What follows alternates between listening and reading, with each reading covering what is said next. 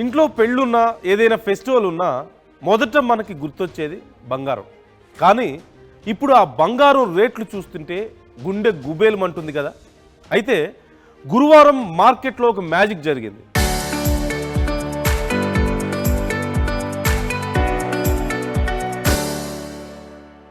బంగారం మార్కెట్లో జరిగినటువంటి ఈ ఘటన ప్రపంచం మొత్తాన్ని షాక్కి గురి చేసింది. అసలు గురువారం ఏం జరిగింది, అంత మ్యాజిక్ ఏంటి మార్కెట్లో, ఒక్కసారి ఇప్పుడు చూద్దాం. మనందరికీ తెలిసిందే, గురువారం ప్రపంచ మార్కెట్లో ఈ మిరాకిల్ గురించి అన్ని చోట్ల మాట్లాడుతూనే ఉన్నారు. ఇదిగో నా వెనక మీరు ఒక గ్రాఫ్ చూడండి, మీకే క్లారిటీ వస్తుంది. ఈ మిరాకిల్ ఎలా జరిగింది అనేది మీకే అర్థమవుతుంది. ఇది బంగారం మార్కెట్లో ఉన్నటువంటి ట్రేడింగ్కి సంబంధించినటువంటి గ్రాఫ్. సో సహజంగా మనకి గ్రాఫ్ అంటే ఎలా చూస్తూ ఉంటాం, ఒక చిన్న చేంజెస్ ఇలా వెళ్తూ ఉంటుంది, లేదంటే కొంచెం స్పైక్స్కి మనకు కనపడుతూ ఉంటుంది. బట్ ఇక్కడ ఒక్కసారి ఈ స్పైక్ ఎలా ఉందనేది మీరు చూడండి, ఈ గ్రాఫ్ ఎలా ఉందనేది. ఇక్కడి నుంచి ఆల్ ఆఫ్ సడన్ డ్రాప్ ఇక్కడి వరకు పోయింది. ఇక్కడి నుంచి ఇక్కడికి సడన్ డ్రాప్ కనిపించింది. అట్ ది సేమ్ టైం ఒక గ్రాడ్యువల్ రైజ్ కూడా మనకి ఇక్కడ కనిపిస్తుంది మార్కెట్లో. సో ఇది ఒక రకంగా చెప్పాలంటే అద్భుతమే. సింపుల్గా చెప్పాలంటే 1,50,000 రూపాయలు ఉన్నటువంటి ఒక 10 గ్రాముల బంగారం ధర సడన్గా ఒక 10,000 పడిపోతే, ఒక 20,000 పడిపోతే ఏమైపోతుంది? ఇక్కడ కూడా అదే జరిగింది. సో మార్కెట్లో ఇక్కడ ట్రేడ్ అవుతుంది గోల్డ్, ఆల్ ఆఫ్ సడన్గా ఇక్కడి నుంచి ఇక్కడికి పడిపోయింది. సో ఇట్స్ సడన్ డ్రాప్ అని చెప్పాలి. సో మళ్ళీ వితిన్ 4 అవర్స్లో ఇక్కడి నుంచి స్లోగా ఇక్కడి వరకు రైజ్ అయింది. సో పడిపోవడానికి ముందు ఎక్కడుంది, $5,560 దగ్గర ఉంది. ఆ తర్వాత ఎక్కడికి పడిపోయింది అనేది ఒకసారి మీరు చూడండి. 5,200 కంటే కిందకి పడిపోయింది, 5,160కి పడిపోయింది. అంటే సుమారుగా ఇట్స్ $400 చేంజ్, $400 చేంజ్ ఔన్స్ ధరలో. మళ్ళీ అక్కడి నుంచి స్లోగా రైజ్ అయ్యి 5,400 దగ్గరికి వచ్చి ఆగిపోయింది, 5,410 దగ్గరికి వచ్చి ఆగిపోయింది. అంటే మళ్ళీ 75% రైజ్ అయింది. ఇంకా సింపుల్గా చెప్పాలంటే మీకు 1,50,000 ఉన్నటువంటి 10 గ్రాముల గోల్డ్ ధర ఒక్కసారిగా 1,00,000 రూపాయలకి పడిపోయింది. అంటే 50,000 రూపాయలు పడిపోయింది. మళ్ళీ ఒక 4 గంటల్లో 1,35,000కి చేరుకుంది. అదే జరిగింది. మీకేమనిపిస్తుంది? 1,50,000 రూపాయలు ఉన్నటువంటి 10 గ్రాముల గోల్డ్ 1,00,000 రూపాయలకి ఒక్కసారిగా పడిపోతే మీకేమనిపిస్తుంది? షాక్ అవుతారు కదా. సో అదే జరిగింది ఇక్కడ. మళ్ళీ ఒక 4 గంటలు తిరిగేసరికి 1,35,000కి చేరుకుంది. అంటే ఎగ్జాంపుల్ నేను చెప్తున్నాను. గురువారం ప్రపంచ మార్కెట్లో జరిగినటువంటి మిరాకిల్ ఇది. సో ఉదయం 9:30 సమయంలో 10:25 వరకు ఈ మధ్యలో జరిగినటువంటి మిరాకిల్ ఇది. అంటే జస్ట్ 55 నిమిషాల వ్యవధిలో బంగారం మార్కెట్ విలువలో 270 లక్షల కోట్లు, అంటే డాలర్స్లో చెప్పాలంటే 3.2 ట్రిలియన్స్ మాయమైపోయాయి. అంటే ఒక నిమిషానికి 5 లక్షల కోట్ల విలువ పడిపోయింది. దీంతో చాలామంది భయపడిపోయారు. ఏం జరుగుతుందో అర్థం కాలేదు. ఇక బంగారం పని అయిపోయిందా అనుకున్నారు. అంటే 1,50,000 ఉండాల్సినటువంటి గోల్డ్ రేటు 20,000కో 30,000కో వచ్చేస్తుందా ఇలాగే కంటిన్యూ అయిపోతే? ఎప్పుడో 10 ఏళ్ల క్రితం ఉన్నటువంటి రేట్లు మళ్ళీ వస్తాయా అని చెప్పేసి అనుకున్నారు. 270 లక్షల కోట్లు ఒక్కసారిగా గోల్డ్ మార్కెట్లో ఆవిరైపోతే ఇన్వెస్ట్ చేసిన వాళ్ళ పరిస్థితి ఎలా ఉంటుంది అనేది ఒక్కసారి మీరు ఆలోచించుకోండి. మీరు కొని పెట్టుకున్నారు, బాండ్స్ రూపంలోనో గోల్డ్ రూపంలోనో కొని పెట్టుకున్నారు. 1,60,000 1,70,000 ఉండాల్సినటువంటి బంగారం ఒక్కసారిగా రేటు పడిపోతే గుండె ఆగినంత పని అవదా? అదే జరిగింది. అది ఎంతసేపట్లోనో తెలుసా? 270 లక్షల కోట్లు. 1 కోటి 2 కోట్లు 100 కోట్లు కాదు, 270 లక్షల కోట్లు కేవలం 55 నిమిషాల్లో ఆవిరైపోయాయి. గోల్డ్ వాల్యూ ఇంత డ్రాప్ అయిపోయింది సడన్గా. ఎవరికి ఏం అర్థం కాలేదు ఏం జరుగుతుందో. ఇక బంగారం పని అయిపోయిందనే అనుకున్నారు. కానీ కట్ చేస్తే మళ్ళీ మధ్యాహ్నం 4 గంటలకల్లా సీన్ రివర్స్ అయింది. పడిపోయినటువంటి రేటు మళ్ళీ రాకెట్ లాగా దూసుకొచ్చింది. ఆవిరైనటువంటి 3.2 ట్రిలియన్ డాలర్స్లో 75%, అంటే 2.3 ట్రిలియన్స్ తిరిగి మళ్ళీ వచ్చేసాయి. సో మనం చూస్తున్నాం 250 లక్షల కోట్ల నుంచి 190 లక్షల కోట్లు మళ్ళీ రికవర్ అయింది. సో 2.3 ట్రిలియన్స్ మళ్ళీ రికవర్ అయింది. కానీ ఈ 55 నిమిషాల సమయం మాత్రం ప్రపంచంలో ఉన్నటువంటి మార్కెట్ మొత్తాన్ని కుదిపేసింది. ఎస్పెషల్లీ గోల్డ్ని ట్రేడ్ చేసే వాళ్ళకి ఒక రకంగా చెప్పాలంటే అది ఒక ఒక ఒక భయంకరమైనటువంటి పీరియడ్ అనే చెప్పాలి ఆ 55 నిమిషాల సమయం. బట్ మళ్ళీ ఈవినింగ్ కల్లా కొంత రికవర్ అయింది. 2.3 ట్రిలియన్స్కి మళ్ళీ తిరిగి వచ్చింది. దీన్ని మార్కెట్ భాషలో చెప్పాలి అంటే ఒక బిగ్గెస్ట్ వాలటాలిటీ అంటున్నారు. అంటే ఒక భయంకరమైనటువంటి కుదుపు ఒక మాటలో చెప్పాలంటే. సహజంగా బిట్ కాయిన్స్తో మనం పోల్చుకోవచ్చు ఇక్కడ. అంటే మనం బిట్ కాయిన్స్ గురించి వింటూ ఉంటాం. చాలా వేగంగా వాల్యూ పెరుగుతున్నటువంటి మార్కెట్లో ఉన్నటువంటి స్టాక్ ఏంటంటే బిట్ కాయిన్స్. మనందరం చూస్తూ ఉంటాం, చాలా ఫ్రాడ్ కూడా జరుగుతూ ఉంటుంది. సో బిట్ కాయిన్స్తో ఒకసారి మనం పోల్చి చూద్దాం ఎలా ఉంది అనేది. ఈ మార్పు ఎంత పెద్దదో మీకు ఒక రకంగా అర్థమవుతుంది పోల్చి చూస్తే. సో క్రిప్టో కరెన్సీ గురించి మనందరం రెగ్యులర్గా మాట్లాడుకుంటున్నాం కదా. ప్రపంచంలో ఉన్న మొత్తం బిట్ కాయిన్ల విలువ ఎంతో తెలుసా? సుమారుగా 850 బిలియన్స్, అంటే 78 లక్షల కోట్లు. ఒక మాటలో చెప్పాలంటే 78 లక్షల కోట్లు. కానీ బంగారం ఒక గురువారం రోజులో చూపించినటువంటి ఆ చేంజ్ వాల్యూ ఎంతో తెలుసా? బిట్ కాయిన్ మొత్తం కంటే కూడా. అంటే ఇప్పటి వరకు ఉన్నటువంటి బిట్ కాయిన్ అతిపెద్ద మార్కెట్ అని చెప్పుకుంటున్నారు, అతిపెద్ద డ్రాస్టిక్ చేంజెస్ ఉండేవి, అతిపెద్ద ఇన్కమ్ వచ్చేటువంటి మార్కెట్ అని చెప్పుకుంటున్నటువంటి మొత్తం బిట్ కాయిన్ వాల్యూతో పోల్చుకుంటే ఎంత పెద్దది? కేవలం బంగారంలో ఆ 55 నిమిషాల్లో అప్పుడు జరిగినటువంటి ఆ ఫ్లక్చువేషన్ 3 టైమ్స్ పెద్దదంట. 3 టైమ్స్ పెద్దది. మొత్తం 32 ట్రిలియన్స్ బిట్ కాయిన్ ఇక్కడ మనకి బంగారం వాల్యూ. ఇది 850 బిలియన్ మాత్రమే బిట్ కాయిన్ వాల్యూ. కేవలం మార్కెట్లో వచ్చినటువంటి ఒక కుదుపే మొత్తం బిట్ కాయిన్ వాల్యూతో పోల్చుకుంటే 3 రెట్లు పెద్దది. అంటే ఇక బంగారం మొత్తం వాల్యూ ఎంత ఉంది మార్కెట్లో అనేది ఒకసారి ఊహించుకోగలమా? అసలు ఊహకు అందుతుందా? సో క్రిప్టో కరెన్సీ వాల్యూ కంటే బంగారం వాల్యూ ఎంత పెద్దది, ఎంత స్పీడ్గా మారుతుంది అనేది ఇక్కడ మనం అర్థం చేసుకోవాల్సినటువంటి మరొక విషయం. సో అసలు ఎందుకు ఇలా జరిగింది? ఎందుకు చాలామందికి హార్ట్ అటాక్ ఎందుకు తెప్పించబోయింది గోల్డ్? మార్కెట్లో ఎందుకు ఇంత డ్రాస్టిక్ చేంజెస్? అసలు ఏం జరిగింది? ఒక ఉత్పాతం, ఒక పెద్ద సునామీనే వచ్చినట్లు అయిపోయింది.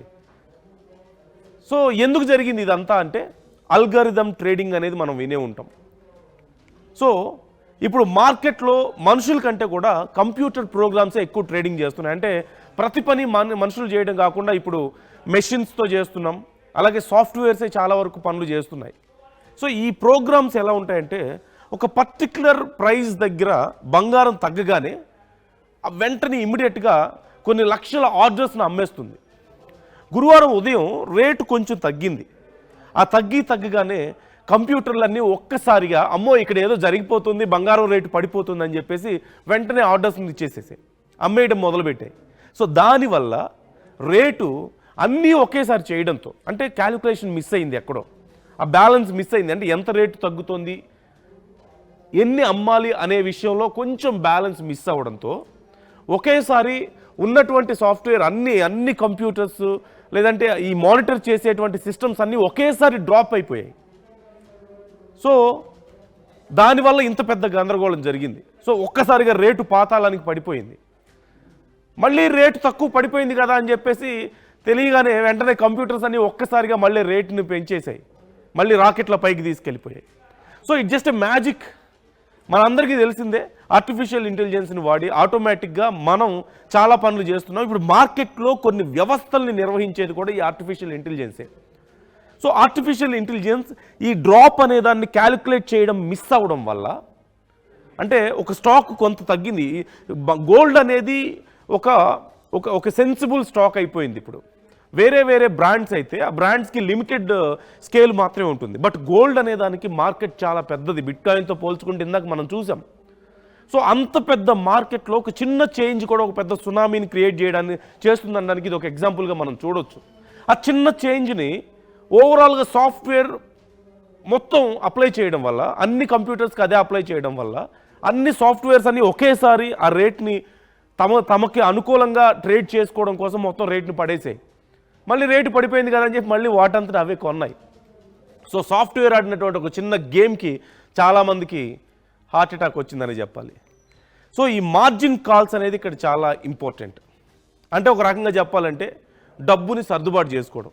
పెద్ద పెద్ద ఇన్వెస్టర్లు వేల కోట్లు అప్పు తీసుకొని మార్కెట్లో పెడుతూ ఉంటారు. మనందరికీ తెలిసిందే, మార్కెట్లో తిప్పే వాళ్ళందరూ బయట డబ్బులు తీసుకొచ్చి మార్కెట్లో పెడతారు. మళ్ళీ లాభాలు వచ్చిన తర్వాత వాళ్ళ లాభాలు వాళ్ళు తీసుకొని మళ్ళీ అప్పులు తీర్చుకుంటూ ఉంటారు. It's a regular process. Any market, ఇది కేవలం స్టాక్ మార్కెట్లో మాత్రమే కాదు. సో మార్కెట్లు నష్టాల్లో ఉన్నప్పుడు ఆ నష్టాన్ని పూడ్చుకోవడానికి ఇన్వెస్టర్లు తమ దగ్గర ఉన్నటువంటి బంగారాన్ని అత్యవసరంగా తీసుకెళ్ళి అమ్మేస్తూ ఉంటారు. అంటే లాస్లో ఉందని చెప్పేసి అందరూ ఒక్కసారిగా అమ్మడం వల్ల మార్కెట్ ఒక్కసారిగా కుప్పకూలిపోయింది. సో అసలు దీనికి రీజన్ ఏంటి? భయం, ప్యానిక్, ఒక రకమైనటువంటి ఆందోళన, గందరగోళం. సహజంగా మనందరం ఈ పదాన్ని వినే ఉంటాం. ప్రపంచంలో అంతర్జాతీయ ఆందోళనల కారణంగా, యుద్ధం కారణంగా ఈ ఆర్థిక వ్యవస్థలో ఒక్కసారిగా కుదుపులు మనకు కనిపిస్తున్నాయి. మార్కెట్ క్రాష్ అయింది అని సహజంగా మనం వింటూనే ఉంటాం. సో ఎక్కడైనా సరే యుద్ధం జరుగుతుందన్న వార్త వచ్చినా, లేదా ఎక్కడైనా సరే ఒక ఆర్థిక వ్యవస్థ, ఒక దేశానికి సంబంధించినటువంటి ఆర్థిక వ్యవస్థ సరిగా లేదు అన్న, సింపుల్గా అమెరికా ఏదైనా దేశంతో యుద్ధం చేస్తుంది అన్నప్పుడు మనం ఇంతకుముందు కొన్ని వార్తలు విన్నాం కదా, రష్యాతోనో లేదంటే ఇరాన్తోనో ఏదైనా యుద్ధానికి వెళ్తుంది అన్నప్పుడు అక్కడ క్రూషియల్ కమోడిటీ ఏముంటుంది? ఆయిల్. సో ఆయిల్ రేట్లలో ఎక్కడ, అంటే ఆయిల్ సప్లై ఎక్కడ ఆగిపోతుందో అని చెప్పేసి ఒక్కసారిగా అందరూ కొనుక్కోవడం మొదలు పెడతారు. అంటే ఉన్న టైంలోనే ఎక్కువగా కొనుక్కోవడం మొదలు పెడతారు. దానివల్ల ఏమవుతుంది? రేటు ఒక్కసారిగా పెరగడానికి అవకాశం ఉంటుంది.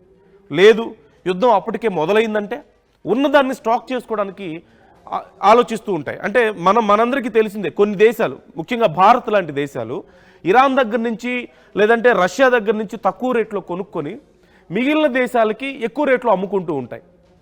సో మనం కొనుక్కునేటువంటి ఈ ఆయిల్ ఒక్కసారిగా ఇక మనకి దొరకదేమో, యుద్ధం జరుగుతుంది అక్కడ, మళ్ళీ రాదేమో అనుకున్నప్పుడు వేరే దేశాలకు మనం అమ్మం. అప్పుడు ఆ దేశాలకి ఒక కొరత ఏర్పడుతుంది కదా. సో మార్కెట్లో కూడా జరిగేది అదే. సో ఎక్కడైనా సరే ఒక యుద్ధం జరుగుతుంది అన్న వార్త వచ్చిన వెంటనే, లేదంటే ఆర్థిక వ్యవస్థ ఎక్కడైనా గందరగోళం అవుతుందని తెలిసిన వెంటనే ఇన్వెస్టర్లు భయపడిపోతారు. 2026లో గ్లోబల్ ట్రేడ్ వార్స్, అలాగే వడ్డీ రేట్ల మీద కొంచెం గందరగోళంగా ఉన్న విషయం మనకు తెలిసిందే. ఎక్కడ చూసినా యుద్ధ వాతావరణం కనిపిస్తుంది. వడ్డీ రేట్లు ఎక్కువగా ఫ్లక్చుయేట్ అవుతూ ఉన్నాయి. ఈ నేపథ్యంలో ఇన్వెస్టర్లందరూ కూడా చాలా గందరగోళంలో ఉన్నారు. కొంచెం తేడా వచ్చినా సరే వెంటనే బంగారాన్ని అమ్మేయడమో లేదంటే కొనడమో చేస్తున్నారు. అంటే సేఫ్ పీరియడ్ అనుకున్నప్పుడేమో బంగారాన్ని ఎక్కువ కొనేస్తున్నారు, లేదు ఇది అన్సేఫ్ అనుకున్నప్పుడు వెంటనే అమ్మేస్తున్నారు.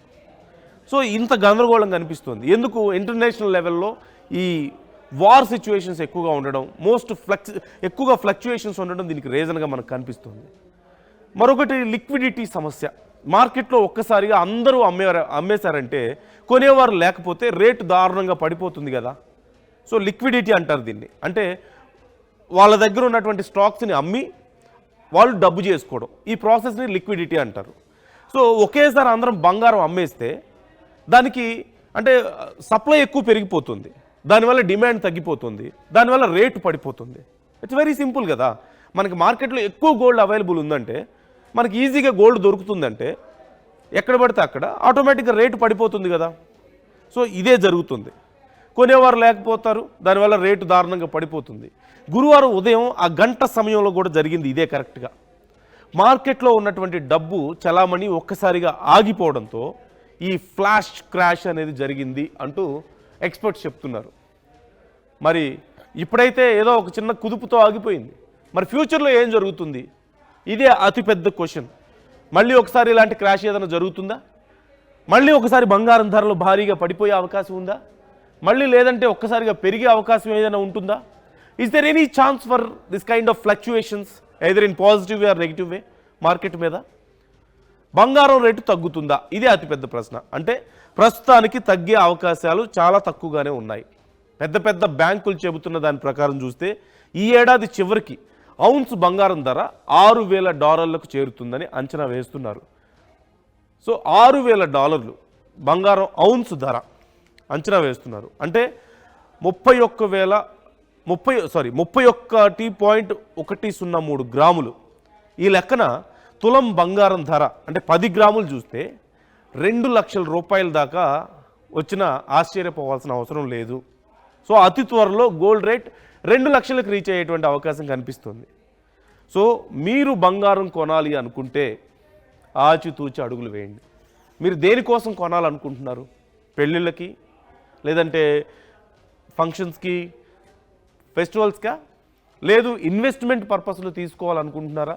కొద్దిగా కొనాలనుకునే వాళ్ళకి పెద్ద చేంజెస్ ఉండవు. కొద్దిగా కొనుక్కునే వాళ్ళకి ఒక 10 గ్రాములో, లేదంటే ఒక 20 గ్రాములో, 30 గ్రాములో కొనుక్కునే వాళ్ళకి పెద్దగా దీనివల్ల భారీగా లాస్ కానీ భారీగా లాభాలు కానీ దీంట్లో ఉండకపోవచ్చు. కానీ ఇన్వెస్ట్మెంట్ పర్పస్లో మీరు కొనుక్కుంటున్నారా?